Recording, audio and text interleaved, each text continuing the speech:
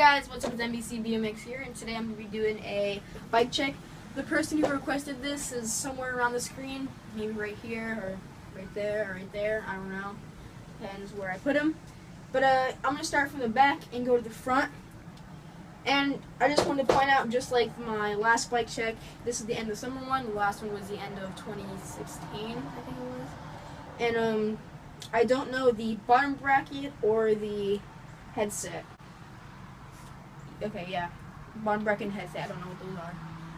But, so let's start with the tires. They are Rant Squad tires. So right there. I got Rant a back cassette.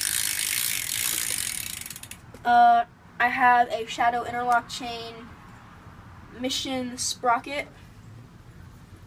Mission Triumph cranks, Shadow pedals, a Kink Mission frame.